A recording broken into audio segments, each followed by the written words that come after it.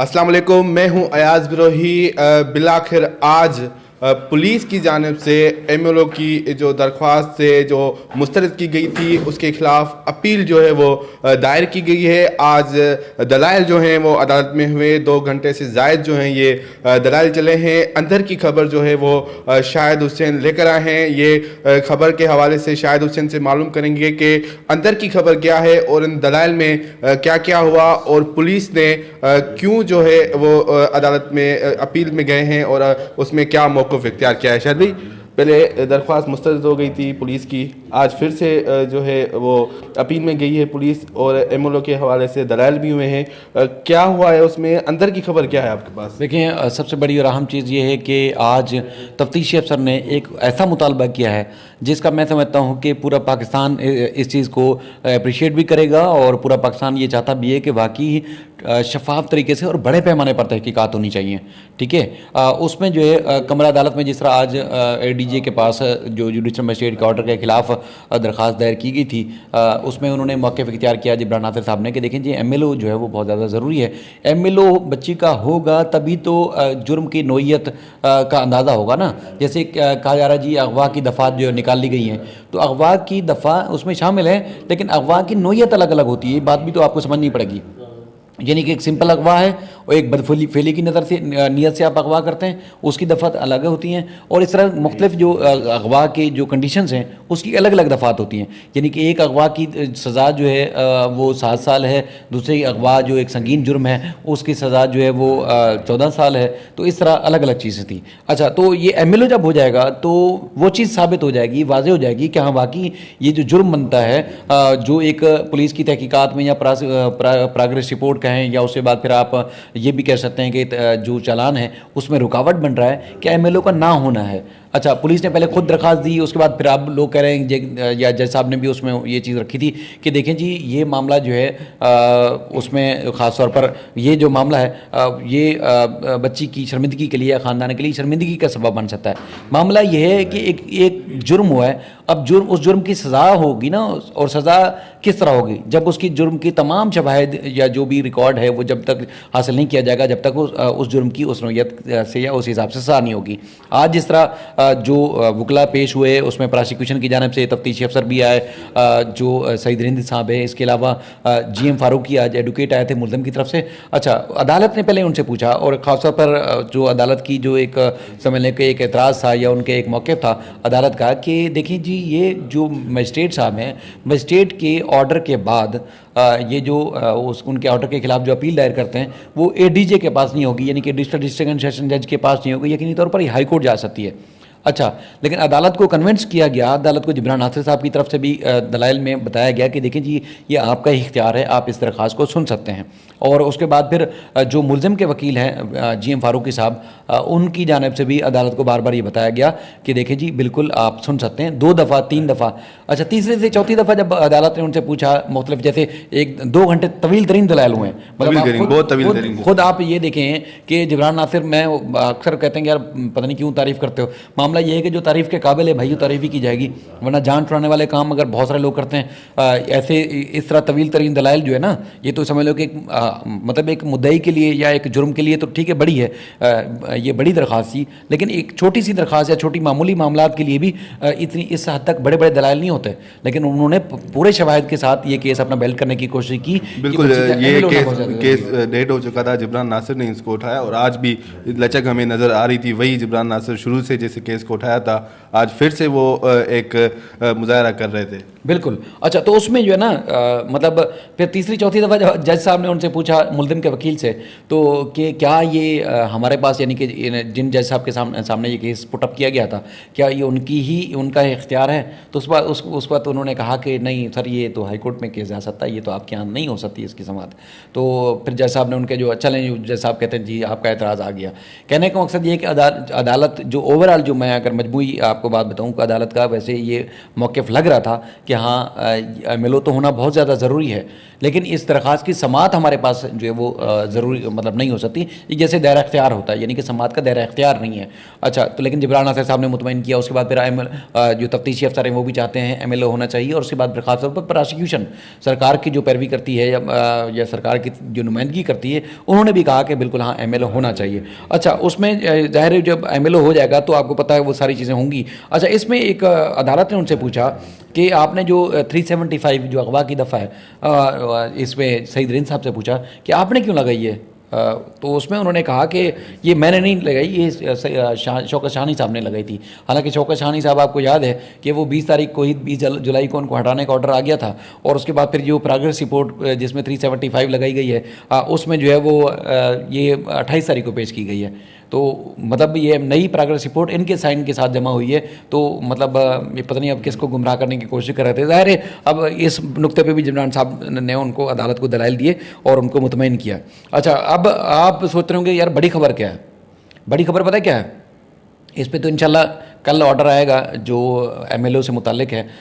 देखते हैं, अदालत उम्मीद है 99% हमने जो दलाइल देखे सुने या जो समझ सकें इस केस को, अदालत कन्विंस हुई है कि हाँ बिल्कुल MLO होना चाहिए, और अब उम्मीद है यही अदालती ऑर्डर देगी कि बच्ची का हर सूरत MLO करवाया जाए, यानी कि डिस्ट्रिक्ट एंड सेशन जज ही ऑर्डर देंगे। अगर खुदा ना खास्ता अगर ना हुआ, 1% जैसे चांस है, तो यकीनी तौर पर ये मामला हाई कोर्ट आएगा। हाई कोर्ट से तकरीबन यही कुछ हो सकता है, यानी कि ये मामले रुकने वाले नहीं हैं। मैंने पहले भी अर्ज किया कि 99% जो मामलात हैं वो अब मीडिया पे या इस तरह हाईलाइट नहीं किए जा रहे। आपको पता है कि फैसला अदालत ने करना है, हम तो तस्करा करते रहते हैं, चूँकि हम तो कोर्ट रिपोर्टर इसलिए हम बता रहे हैं, लेकिन बाकी जो लोग हैं वो तो ऐसे हाड़ा उड़ी और फुल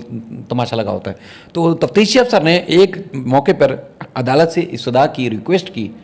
कि जज साहब, मुअज़्ज़िज़ जज साहब सईद रिंद साहब कहते हैं कि इस केस में GIT ही बना दी जाए। यानी कि आपको पता है कि जो इंतहाई हाई प्रोफाइल केसेस होते हैं या जिनकी बहुत बड़े पैमाने पर जब तहकीकात की ज़रूरत पेश आती है, तो उस वक्त उन केसेस में GIT बनाई जाती है। इसमें अब तफ्तीशी अफसर ने खुद अदालत से रिक्वेस्ट की कि सर इस केस में GIT बनाई जाए ताकि इस मामले की साफ़ और शफाफ तहकीकात हो सकें। आपको पता है कि चौथे तफ्तीशी अफसर हैं, और जब इन्होंने ये पटड़ी से तफ्तीशी अफसर उतरते हैं, आपको पता है ना सिर्फ जिब्रान नासिर बल्कि जो फैमिली है वो, और उसके बाद हम मीडिया के दोस्त भी वो न सिर्फ तनकीद करते हैं बल्कि उसमें सवालात उठाते हैं कि कहीं ना कहीं गड़बड़ ज़रूर हो रही है। तो अब इन तफ्तीशी अफसर साहब को भी पता है कि उनकी तफ्तीश के ऊपर भी एतराज़ात उठाए गए हैं, इनकी तफ्तीश के ऊपर भी तनकीद की जा रही है, तरीक़ाकार के ऊपर के जानिबदार नहीं रहे, गैर जानिबदार नहीं रहे, जानिबदारी का मुजाहरा कर रहे हैं। तो उसमें जो है अब इन्होंने खुद अदालत से डिमांड की है। अब आप खुद कहेंगे कि तो जज साहब का इख्तियार ही नहीं है, यानी कि जो एडिशनल जज है या कोई कोर्ट है वो उनका तो इख्तियार नहीं है, ये तो जिनके पास ये MLO की दरख्वास्त चल रही थी, ये पुलिस की इस्तदा पे हुकूमत या IG बनाने का ऑर्डर दे सकते हैं, या पुलिस की रिक्वेस्ट के ऊपर हाई अप्स बना सकते हैं, या फिर अगर मुद्दई को इसमें ज़रूरत पेश आई तो वो मुद्दई जो है वो कर सकते हैं। लेकिन आपके ये सारी खबर या ये चीज़ बताने का मकसद ये है कि केस इस हद तक इस तरह आगे चला गया है कि अब अल्टीमेट अगर कहीं भी इसमें कोताही बीच में आई तो इसमें यकीनी तौर पर GIT बनेगी। GIT में आपको पता है ना सिर्फ पुलिस के वो आला अफसरान, वो सीनियर तरीन अफसरान शामिल होते हैं, बल्कि दीगर जो इदारे हैं जिसमें ISI, MI, IB, FIA, ठीक है, रेंजर्स, और उसके बाद फिर पुलिस के आला अफसरान और कुछ आम लोग, इस तरह मुख्तलिफ हसास इदारों के लोग उसमें शामिल होते हैं, जिसमें ये सारी चीज़ों की तहकीकात की जाती है कि ये मामला था क्या, यानी कि अगवा हुआ, किस तरह हुआ, ये सारी A to Z जो 2-3 महीने का ये मामला है ना, वो सारा अदालत के जो है GIT उसकी तहकीकात करेगी, उसकी जाँच करेगी, जायज़ा लेगी, तभी जो है वो हतमी रिपोर्ट जारी की जाएगी कि मामला था क्या। चूँकि इस अदालत का ये दायरा इख्तियार नहीं है जिसके सामने इन्होंने ये रिक्वेस्ट की है, लेकिन अब पुलिस भी मुझे लग रहा है कि इस बात के लिए कन्विंस है कि जिस तरह ये केस है या जिस नौयत का केस है इसके अंदर GIT बने ताकि मामले की तहकीकात हो सके। इसके अलावा और भी कल, जिस तरह कल का दिन बड़ा अहम है, अगर ये MLO का आर्डर जैसे कल होता है तो मुझे लग रहा है कि कल का दिन भी जो है वो शायद चालान जमा ना हो सके। चालान चूँकि जमा अगर होगा तो उसमें चालान जमा होगा तो ये वाली दफ़ात अगर MLO हो जाता है तो MLO के बाद की जो दफ़ात ऐड होनी है ये तो वो ज़ाहिर चालान में नहीं हो पाएंगी। तो इसलिए यकीनी तौर पर मुझे लगता है कि कल शायद तफ्तीशी अफसर एक बार फिर मोहलत मांग लें कि हमें चालान के लिए जो है वक्त दिया जाए, मोहलत दी जाए। बाकी देखें जो जवाब पेश किया जा रहा है कि ये इस तरह का जुर्म बनता है, इस तरह का जुर्म नहीं बनता, ये है वो है, तो वो शायद अब वो जवाब भी कारामद ना रहे केस मजबूत है, सब चीज़ें हैं, लेकिन जो मुद्दई या जिब्रान नासिर साहब को एतराज़ है वो इस बात पे एतराज़ है कि मुल्ज़मान के खिलाफ ठोस शवाहद की बुनियाद पर